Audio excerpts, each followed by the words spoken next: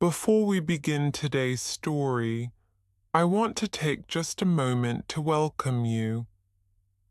If you enjoy hearing real-life experiences told straight from the heart, I'd be grateful if you'd consider subscribing.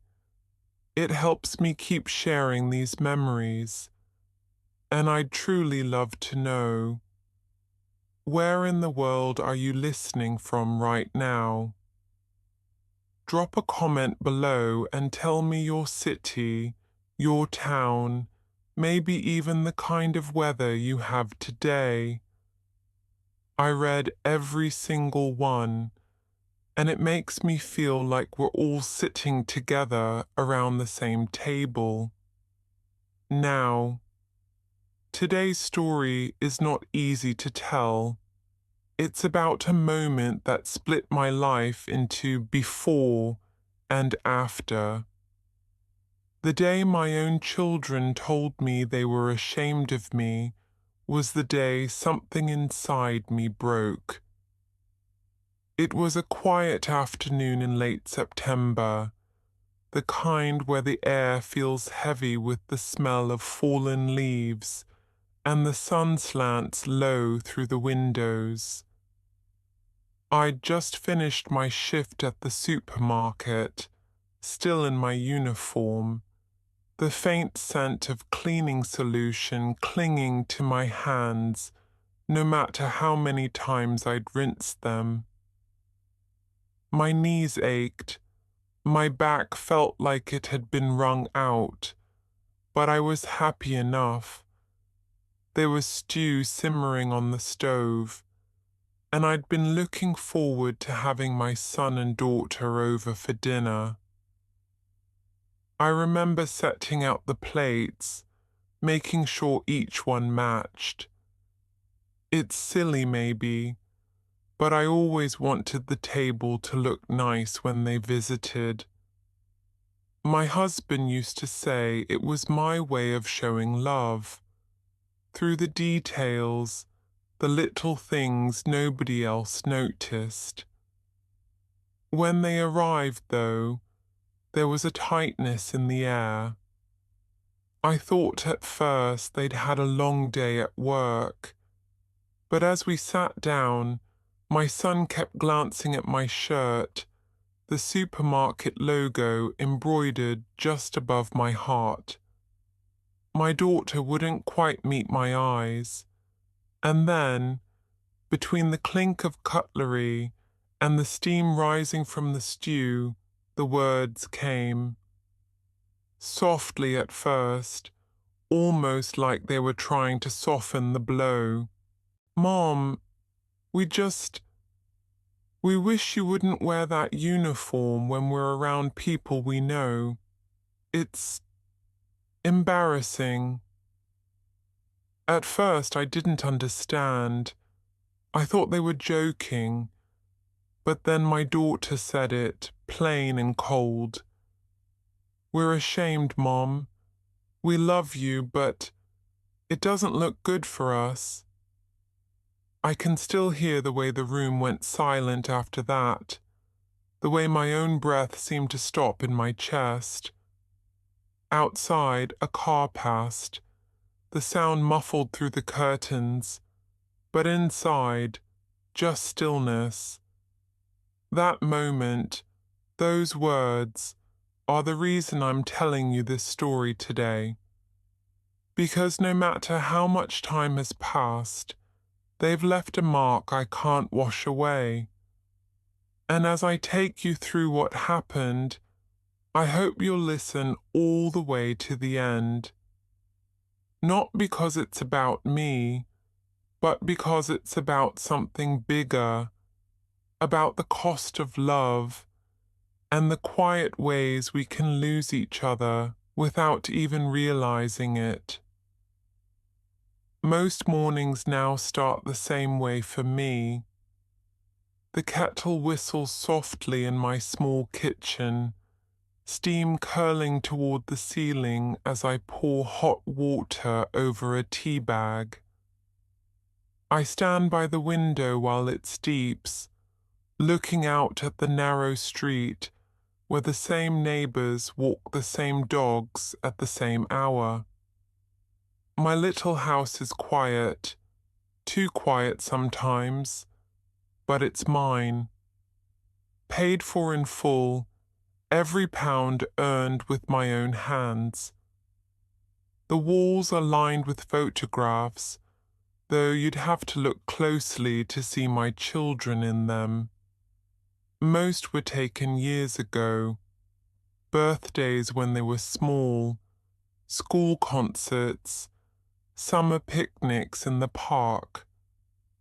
Back when I still believed that love and sacrifice would be enough to hold us together.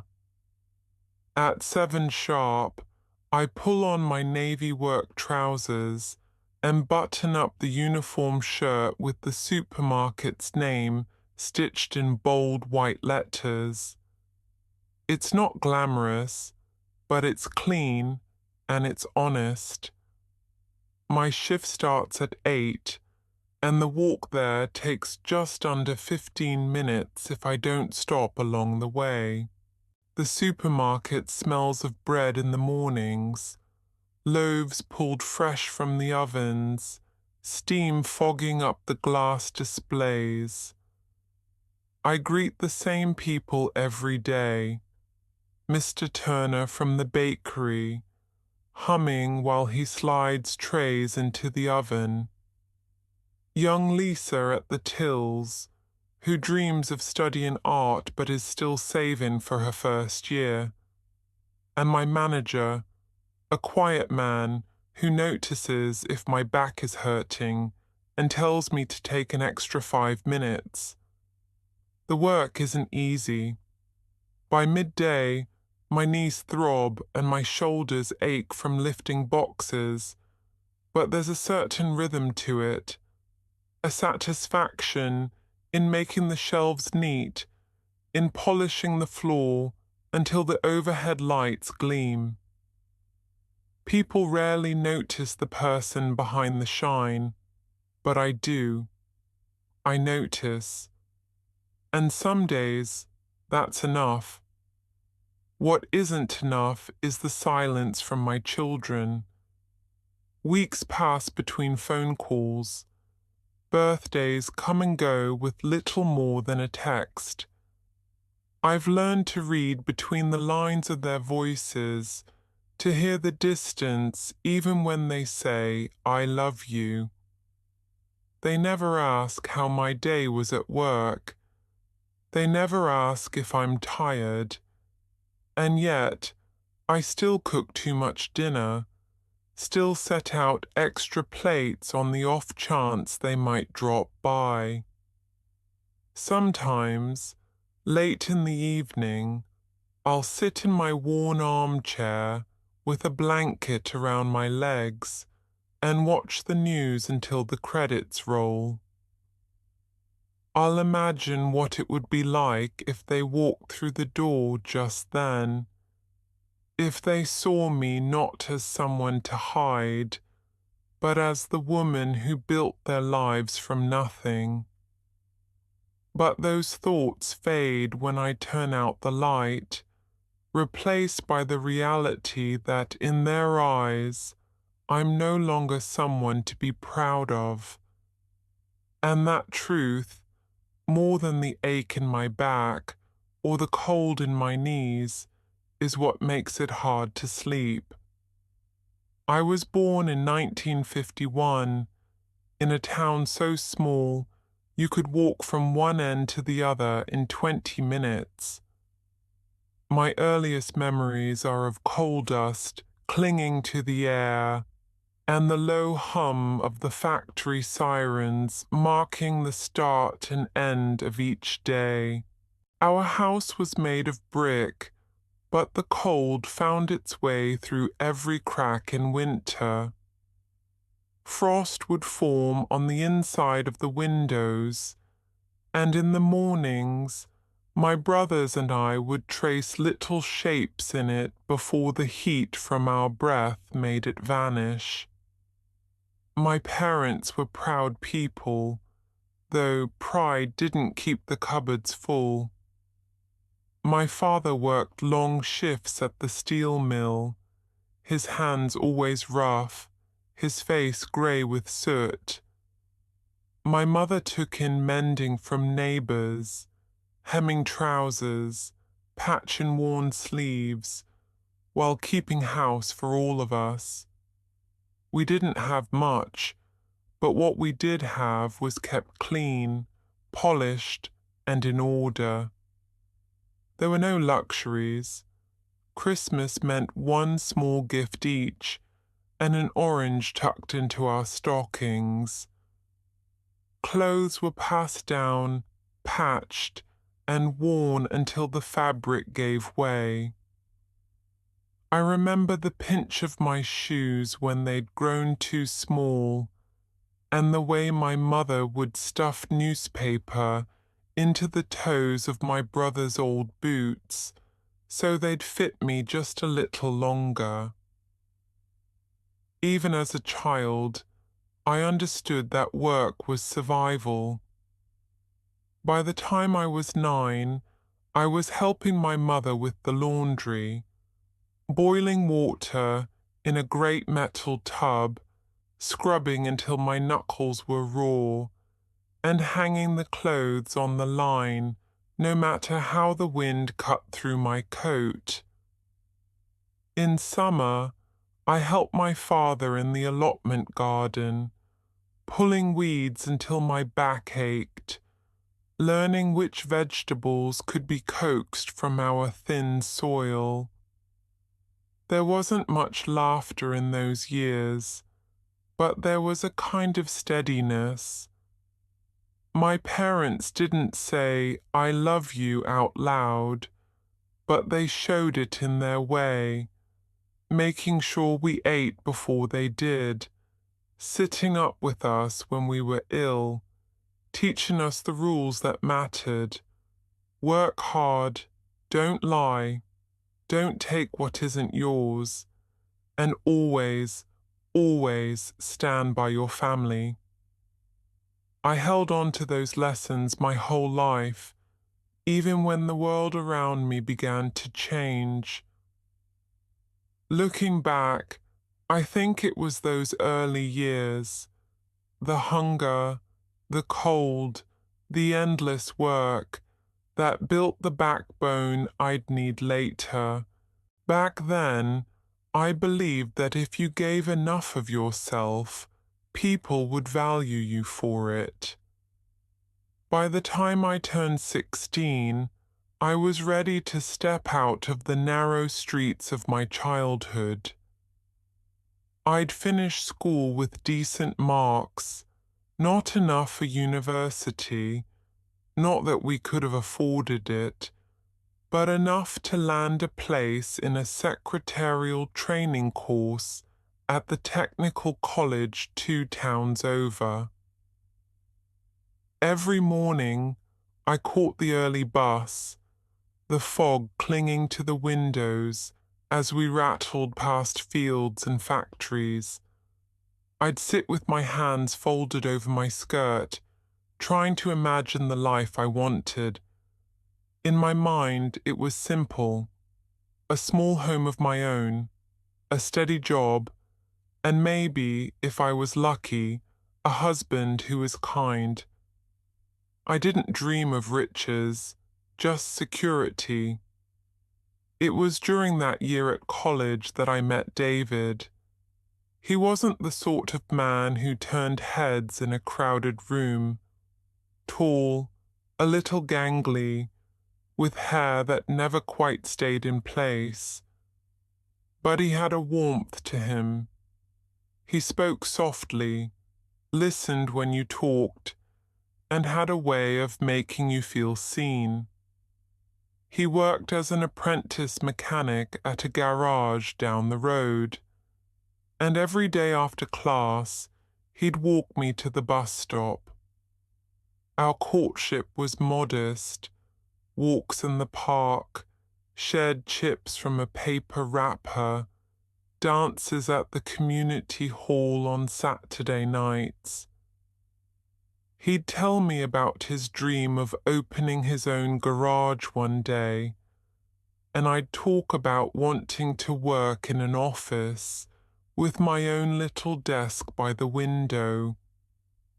We laughed easily together, the way you do when you're young, and believe the world will bend if you just work hard enough. After a year of saving what we could, David bought me a modest ring, thin gold with a small stone that caught the light just enough to make me smile.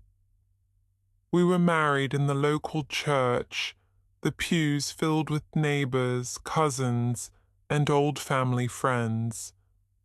My dress was handmade by my mother, every stitch perfect. David wore his only suit, the one his father had worn on his wedding day.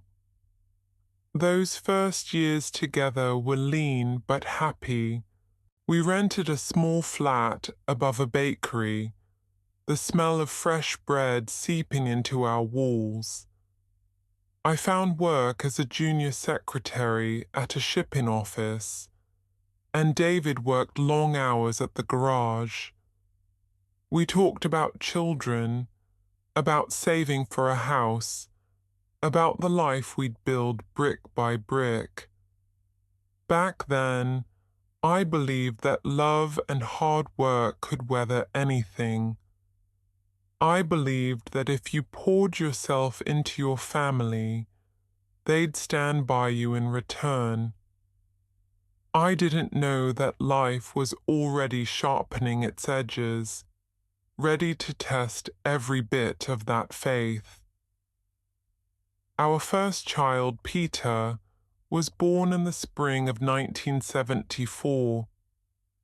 The day he came into the world, the rain hammered against the hospital windows, and I remember thinking how warm and small he felt in my arms compared to the cold outside. A year later came Sarah, with her shock of dark hair, and a cry so strong it seemed to fill the whole ward. From that moment on, life became a constant balancing act. I worked mornings at the office, rushing home in the afternoons to take care of the children, while David's shifts at the garage stretched long into the evenings. Money was always tight. The rent, the heating, the growing list of things the children needed. It seemed like every pound we earned was already spoken for before it touched our hands. We never took holidays, never went out for meals unless it was a rare anniversary. My dresses were second-hand, altered again and again to last another season. David's work overalls were patched so many times they looked like a quilt. But we kept going. I cooked from scratch, stretched meals so they'd last 2 days, and learned how to fix the children's clothes with nothing but a needle, thread, and determination. Then, when Peter was 7 and Sarah 6, David started getting sick. At first, it was just fatigue. He'd come home and collapse into the armchair, saying he was just tired from work. But soon the tiredness became pain. Weeks of doctor's visits led to the diagnosis, a heart condition that would require surgery and a long recovery. The bills piled up faster than I could pay them. I took on cleaning work in the evenings, scrubbing offices after the secretaries had gone home, sometimes with Sarah and Peter curled up in the corner with their school books. The smell of disinfectant clung to my hands no matter how hard I washed them. David changed too. The worry, the pain, it made him quieter, more withdrawn. We spoke less, not because we didn't care, but because we were too tired to find the words. Some nights, we sat at the kitchen table in silence, listening to the tick of the clock and wondering how we'd make it to the end of the month. I told myself it was just a hard season, that we'd come out the other side stronger. I clung to that belief the way you cling to the edge of a cliff when the ground beneath you starts to crumble. But deep down, I think I knew that something was already breaking, not just in our finances, but in our marriage, in the way we saw each other. And when the final blow came, it didn't feel like a single moment. It felt like the slow, steady unraveling of a rope you've been holding on to for years, until one day you realize your hands are empty. David never fully recovered from the surgery. For a while, it seemed like things might improve. He could walk short distances again, help with small chores, even tinker with the old radio in the living room. But the good days were always followed by bad ones, and those bad days grew more frequent with each passing month. It was a bitter winter in 1996 when he passed. The house was quiet when it happened. Sarah was at university, Peter had already moved to the city for work, and I was in the kitchen making tea. I remember hearing the faint sound of the radio stop mid-song, and when I went to check, he was sitting in his chair, eyes closed, head tilted slightly as if he'd just drifted into sleep. The weeks after were a blur of paperwork, condolences, and a kind of loneliness I'd never known. Even in our hardest years, there had always been someone else in the house, another heartbeat beside mine. Now the rooms felt hollow, the silence pressing in on me from every side. The children visited, of course. They helped with the funeral, brought flowers, stayed for a few nights.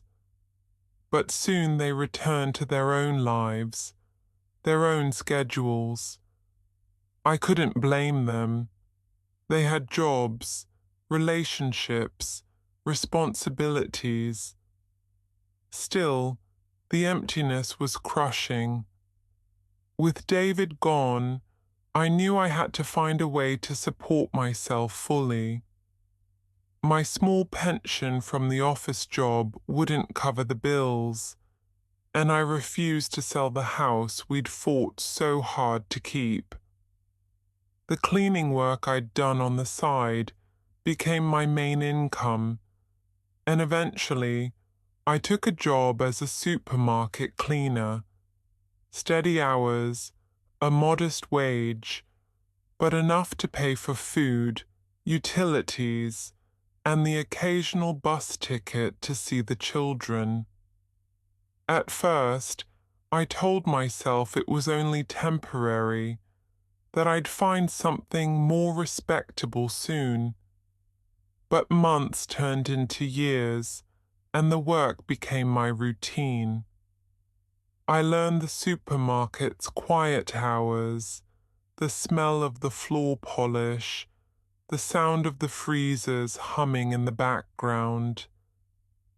My co-workers became my friends, people who didn't care about the lines on my face or the calluses on my hands. There was a strange kind of pride in it, too. I was keeping myself afloat without asking anyone for help. I thought my children might see that, see the strength in it. I thought maybe they'd feel proud. I didn't realize that, in their eyes, I'd become something else entirely. And the moment they told me so would be the moment that pride shattered.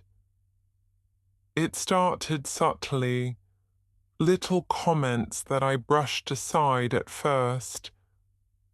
Peter would ask if I could change into something else before we went out for lunch. Sarah would suggest I meet her friends another time instead of after my shift. I told myself they were just being considerate, not wanting me to be tired or uncomfortable. Then came the evening that stripped away all those excuses. It was a Sunday in late autumn, the kind of evening when the air smells of wood smoke and the leaves crunch underfoot. I'd invited both of them for dinner, as I often did. I'd made roast chicken, potatoes crisped just right, and an apple crumble cooling on the counter. I was still in my supermarket uniform. It had been a busy day, and I didn't have time to change before they arrived. Peter walked in first, kissed my cheek, but his eyes flicked down to my shirt. Sarah followed, setting her handbag on the chair and glancing at me the same way you might glance at a stain on the carpet, quick but unmistakable. We sat down, and for a while the conversation was polite. Work updates, a story about a neighbour's dog, the usual. But then Peter cleared his throat. "Mum, we've been meaning to talk to you about something."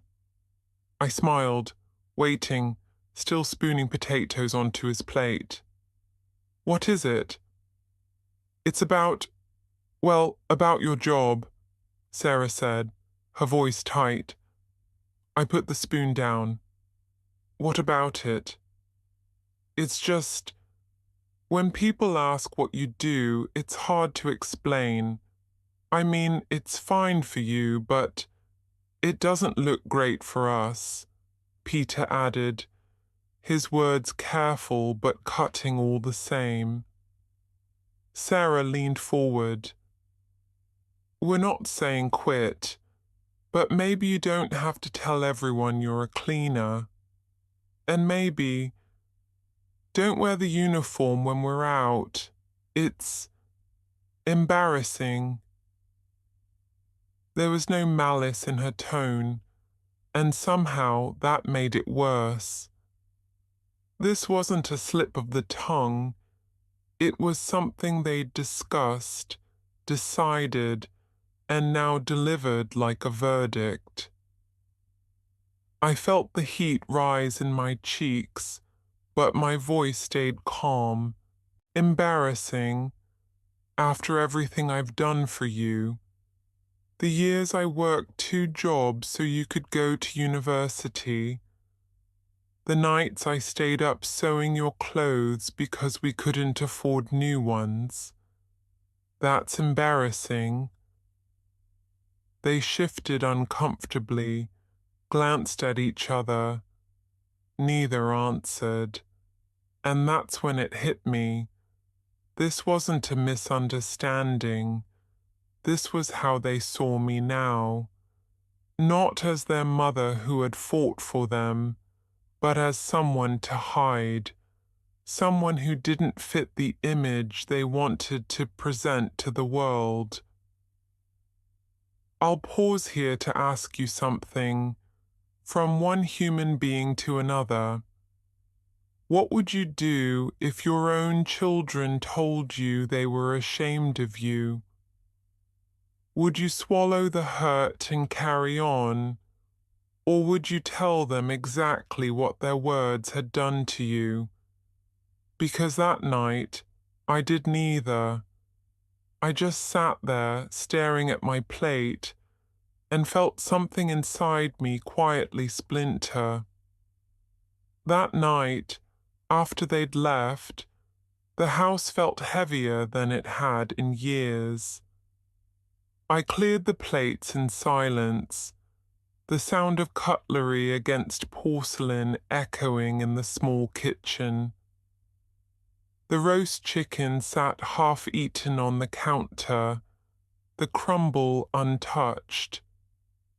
I wrapped it all in foil, though I wasn't hungry, and slid it into the fridge as if saving the food might somehow save the evening. When I finally sat down, the clock on the wall was ticking too loudly.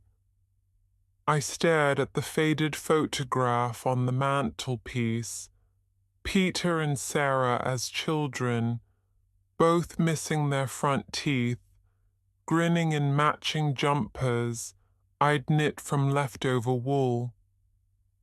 My hands remembered the feel of that yarn, the hours spent by the firelight making sure every stitch was just right.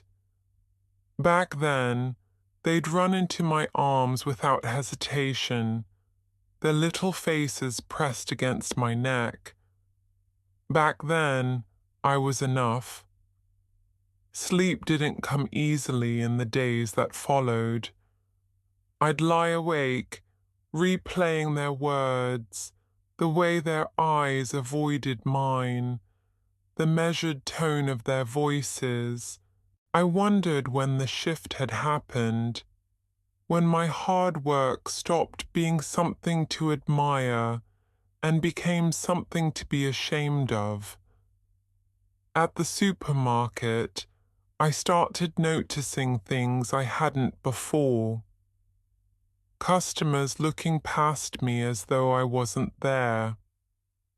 Parents steering their children around the bucket and mop. Even the friendly nods from co-workers seemed tinged with pity. It was as if I was seeing my life through my children's eyes, and I hated it. I told myself I was overreacting, that they hadn't meant to hurt me. But late at night, when the street outside was quiet and the wind rattled the windows, the truth pressed in. They had meant it. Maybe not to wound, but to tell me exactly how they felt. And that, in some ways, was worse. I began avoiding the mirror before leaving for work, skipping the little rituals I used to keep, polishing my shoes, pinning my hair just so. What was the point? No matter how neat I looked, I was still the cleaner in their eyes. There's a loneliness in that kind of realization, a hollowness that doesn't fade with distraction. I found myself moving slower, speaking less, carrying the weight of their judgment like a second uniform I couldn't take off. And yet, even in that darkness, a small part of me still hoped.